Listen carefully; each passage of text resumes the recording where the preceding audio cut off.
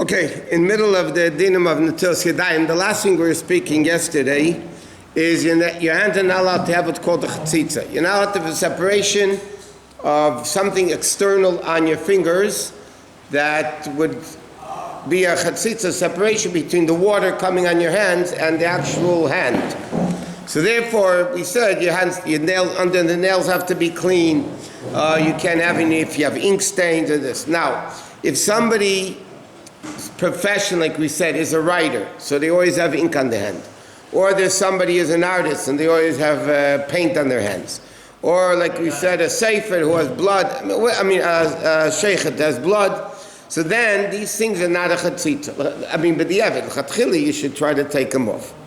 Now the same thing is people that wear rings. Now when you wear a ring, then the water can go over your hand. So chatchila, you have to take women and men. They have to take off the rings and make sure the water is touching all over the hand. Otherwise, under the ring, the water is not touching.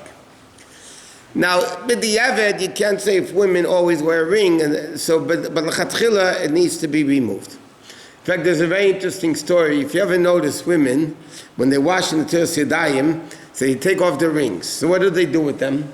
They put it in their mouth. Right? That's the typical woman story. What they do, they put the rings in my mouth. So Marif told me, when she was growing up in her house, there's a Baal Tshuva girl that was eating in the house. So he came to wash. She said to my wife or her sisters, whatever, can you lend me your rings? So they were wondering, like, why would she need the rings?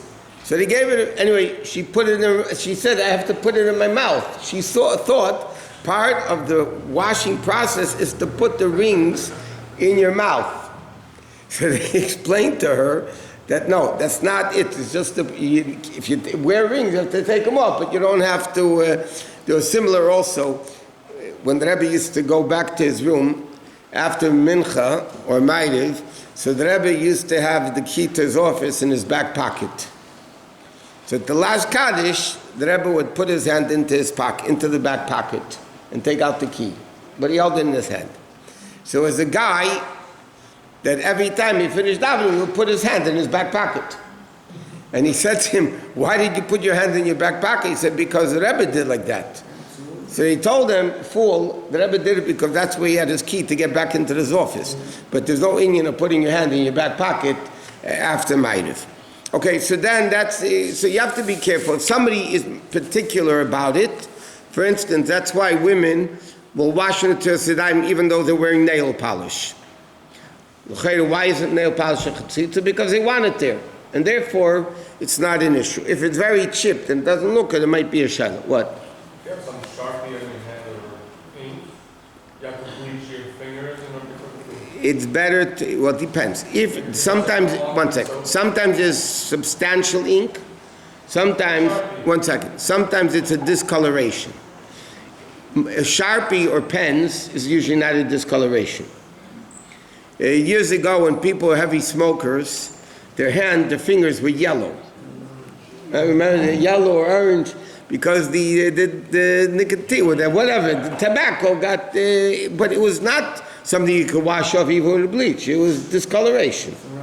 So if somebody has ink on their hand or Sharpie on their hand, they should take it off. Especially if they care about it. If they don't care about it, but the Evid's not a chatzitza, but the chatchila should be removed. Nail polish.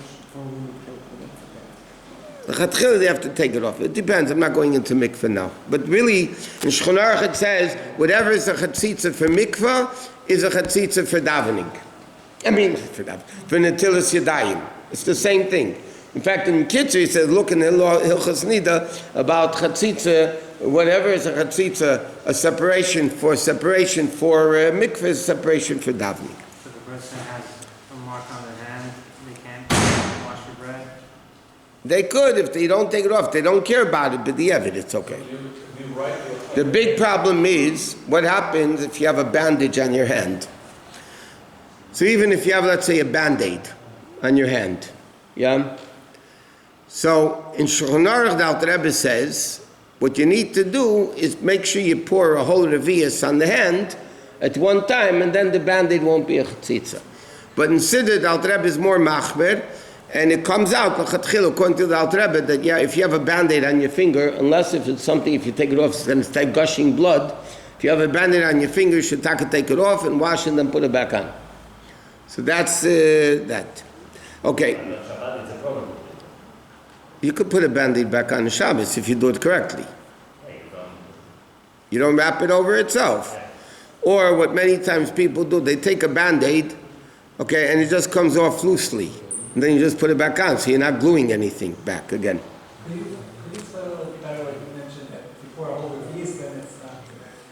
It says if you have a tzitza on the hand that you're not makbid on, and you pour a whole revius at one time on the hand, so then it's b'diavad good. Consider Alter Rebbe's machmir. If you pour a revius, the water doesn't come from your hands?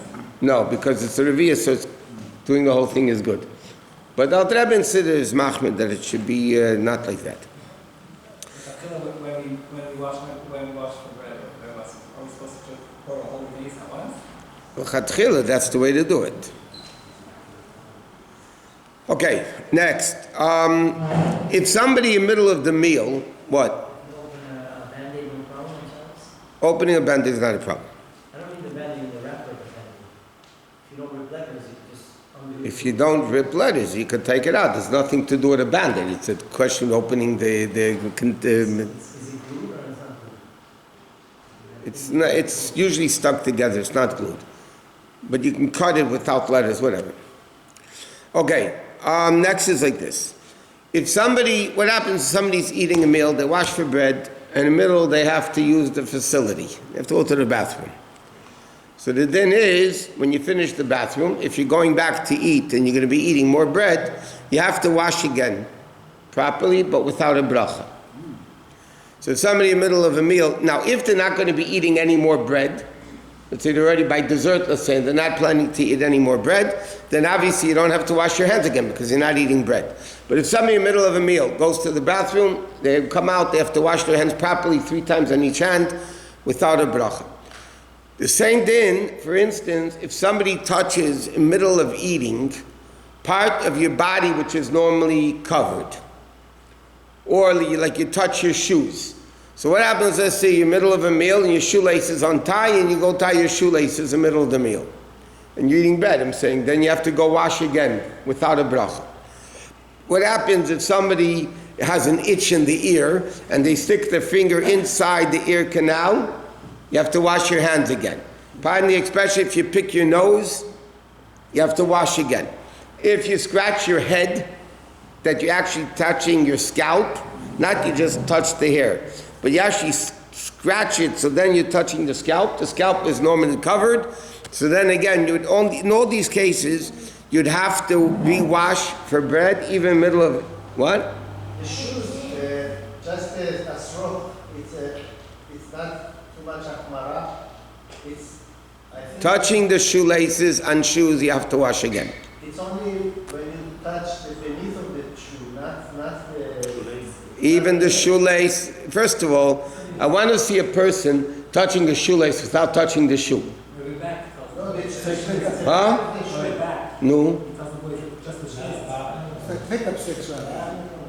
First of all, lav dafka.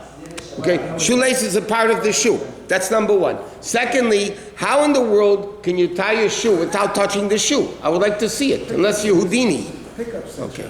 The shoe by itself is not tamera. The shoe itself, you touch a shoe, only if it's a brand new shoe that nobody ever wore, then you don't have to.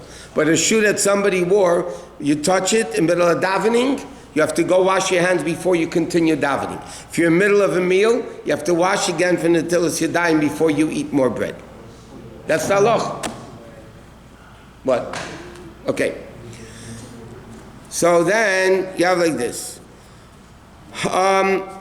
Okay, you know, again, but you have to wash, but you don't have to. Now, what happens if somebody is about to wash, but they're going to the bathroom first? Now, can they come out of the bathroom and kill 2 birds with 1 stone and wash, like for bread, and then what do you do with Asher Yotzar and on the Natilas Yadayim? So in halacha it says the best thing to do is to wash your hands regular, that wouldn't be kosher for bread. And then you dry your hands and make asher yotzar. And then you wash again for bread. But you can't wash for bread after the bathroom, because once you wash for bread, then you wash, and you can't make a bracha when you rewash. It's a different nefila anyway. What? It's a different nefila anyway. After the bathroom al pi din, you just have to wash your hands. For bread, you have to have a keli and the whole thing. Wait, so why can't you do for bread and then afterwards make asher yotzar? When after? After you eat, after you have the bread. Because you're supposed to make a shiatza right away. So that's what I'm saying. If somebody did it, it would be kosher. But l'chatchila, it says in halacha, what you need to do is to wash your hands, dry them, and then make asher yotzar, and then wash again properly for bread. Okay. If you touch your shoes, you need to do a whole wash. What? If you touch your shoes, you'll So some opinions say you need to wash only the hand you touched. Some opinions say you have to wash mamish both hands. What?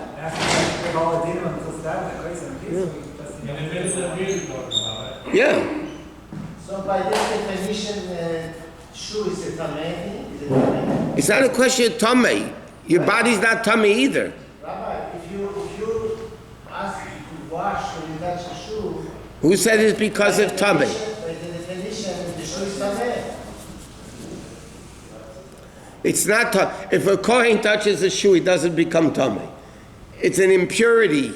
In fact, according to it's machlekes, but lepel the halacha is even Tisha B'Av shoes. And Tisha B'Av, you don't wear leather shoes.